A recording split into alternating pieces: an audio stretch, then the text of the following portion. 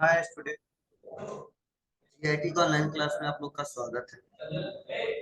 और आज की क्लास में हम लोग सीखने वाले हैं कंपाउंड जनरल एंट्री के बारे में कि कंपाउंड जनरल एंट्री होता क्या है, इसका यूज क्या है और कहाँ पे इसका इस्तेमाल हम लोग करेंगे और कैसे क्वेश्चन रिकॉर्ड किए जाते हैं। वो आज के क्लासेस में एक एक करके स्टेप बाय स्टेप जानने वाले हैं, समझने वाले हैं, सीखने वाले हैं। तो चलिए इसको देखते हैं, समझते हैं। तो देखो, सबसे पहले मैं बता दूं, कंपाउंड जो जनरल एंट्री है और सिंगल जनरल एंट्री है, दोनों का रूल एक ही जैसा है। लेकिन कब हम जानेंगे कंपाउंड है, कम जानेंगे सिंपल है, यही समझना है। तो चलिए देखिए इसके बारे में क्या लिखा गया। लिखा गया है ऐसी जनरल एंट्री जिसमें एक से अधिक अकाउंट डेबिट हो या एक से अधिक अकाउंट क्रेडिट हो, कंपाउंड जनरल एंट्री कहलाती है। मतलब क्या? ऐसी जनरल एंट्री जिसमें एक से अधिक अकाउंट डेबिट हो, मतलब ऐसा क्वेश्चन कर रहे हैं जिसमें एक से अधिक अकाउंट डेबिट हो या एक से अधिक अकाउंट क्रेडिट हो, तो इसे क्या बोलते हैं? कंपाउंड जनरल एंट्री कहलाता है। या फिर से बताया जा रहा है कि दो या दो से अधिक सिंगल जनरल एंट्री पास करने के बजाय हम एक कंपाउंड जनरल एंट्री भी पास कर सकते हैं। मतलब मेरा बताने का मतलब यह है, जैसे यहां समझना, सपोज हम एक कोई क्वेश्चन कर रहे हैं। क्या कर रहे हैं? कोई क्वेश्चन सॉल्व कर रहे हैं, बिजनेस, कोई ट्रांजेक्शन। अब देखो, जो ये ट्रांजेक्शन कर रहे हैं, इसमें करते समय अकाउंट हमारे क्या हो रहे हैं? दो से ज्यादा बन रहे हैं। कितने से? दो से ज्यादा। और दो से ज्यादा का क्या मतलब है? वो हो सकता है कि एक ही क्वेश्चन में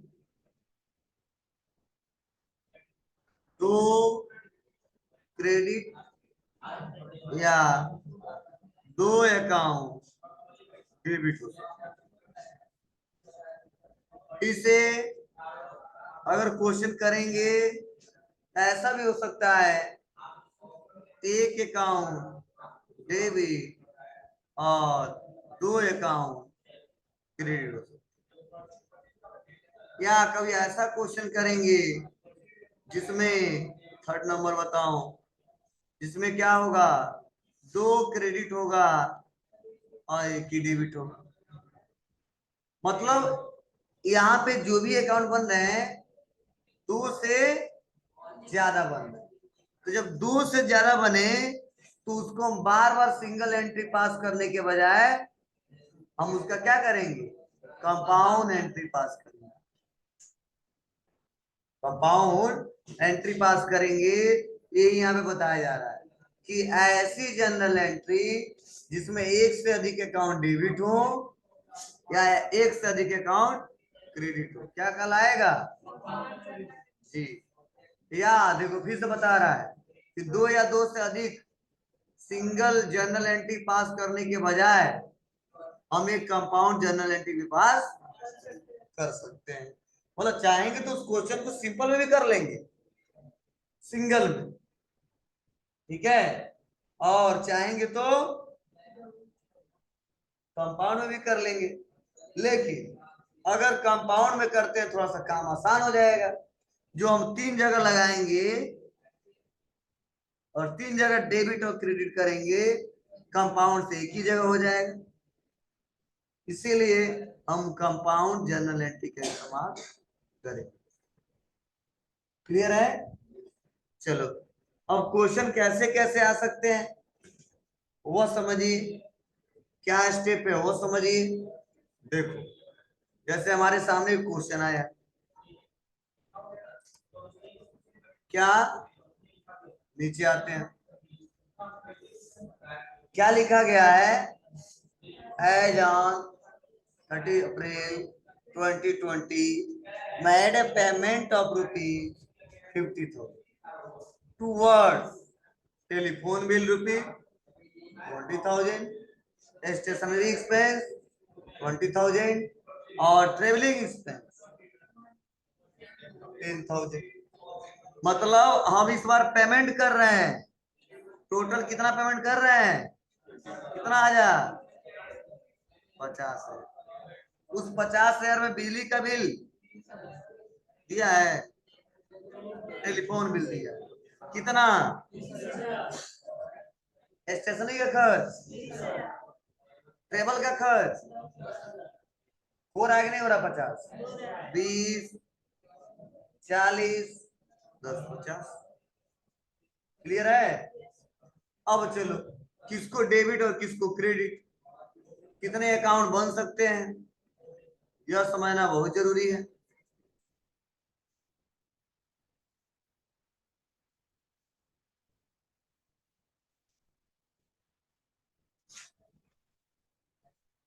तो चलो सबसे पहले बनेगा एक टेलीफोन का, telephone bill account. Second travel expense, और स्टेशनरी अकाउंट।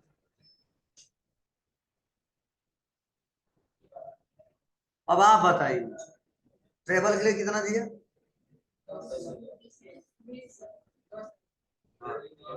10, और टेलीफोन बिल का कितना दिया, चलो तो ये 20,000 क्या करेंगे, चढ़ाएंगे।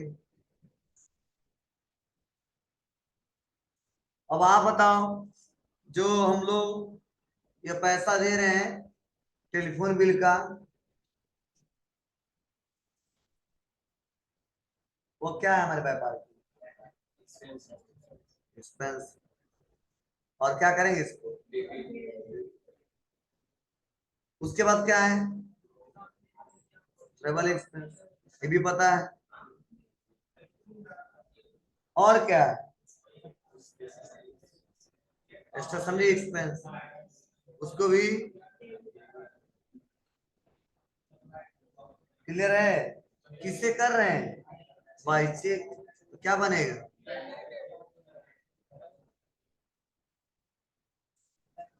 क्लियर है, यहां तक किसी को दिक्कत।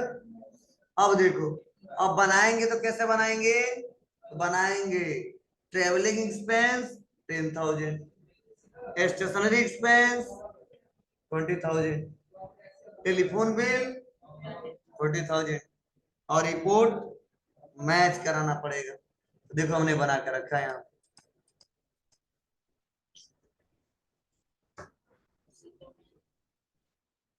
डेबिट वाला सब एक सामने, मतलब जहां जहां देना था, क्रेडिट वाला लास्ट।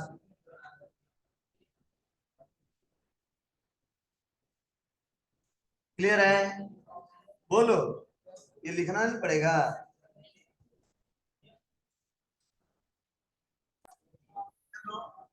ध्यान दो।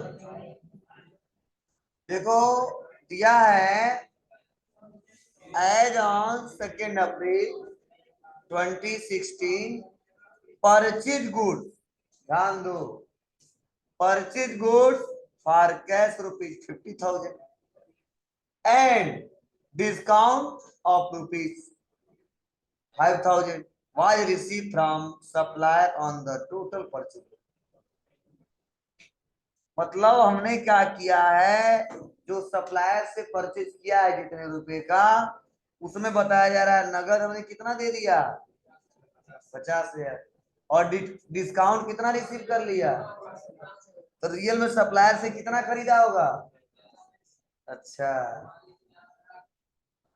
आप दुकान पे चले गए और आप 20 रुपए दे दिए, अब 5 रुपए छूट मिल गया, तो घर पे आओगे कहोगे 15 में खरीदे थे, कितने में खरीदे थे? 20 रुपए में।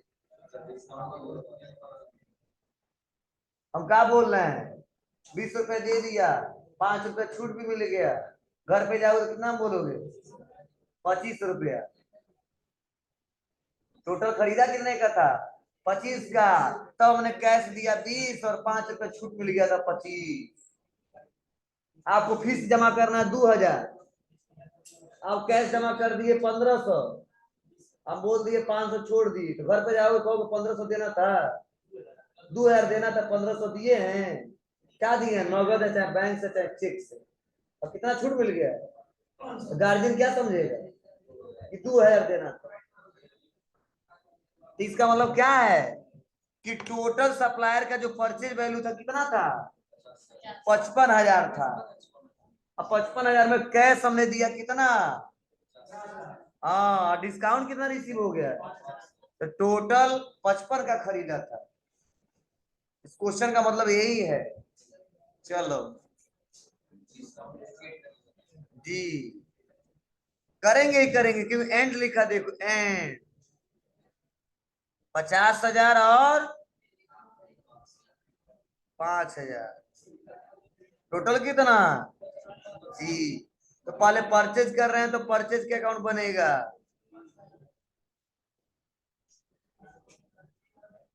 और कैश का बनेगा,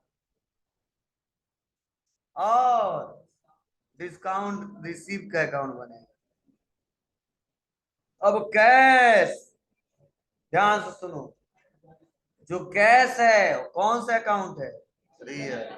और व्यापार से जाएगा जब इतना पैसा देंगे नगद, खरीदेंगे तो क्या करेंगे? क्रेडिट। कितने रुपए से? 50,000 से। डिस्काउंट इसी नॉमिनल अकाउंट है, इनकम है, इसीलिए क्या करेंगे? क्रेडिट। कितने रुपए से? 5,000। तो रियल में परचेज कितने का किया होगा? 55,000। तभी तो बोलेंगे सर टोटल सप्लायर से 55 का खरीदा था, कैश दिया था 50, डिस्काउंट रिसीव हुआ था 5। समझे? अगर यहाँ पर रहता साफ सब लिख देता कि परचेज गुड्स फ्रॉम मोहन, या परचेज गुड्स फॉर ₹50,000, और तब देता कैश एंड डिस्काउंट ₹1,000, तब हम समझते कि 50 का खरीदा और 1,000 डिस्काउंट मिल गया, टोटल 49,000 देंगे।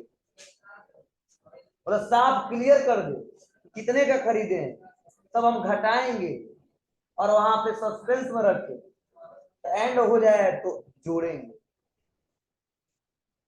ठीक है? क्वेश्चन घुमा के पूछे जाएंगे, दो अभी कर लोगे तो कुछ समझ में आ जाएगा आप लोग, हो जाएगा। चलो तो बना लो तो ये वाला क्वेश्चन तो, क्या क्वेश्चन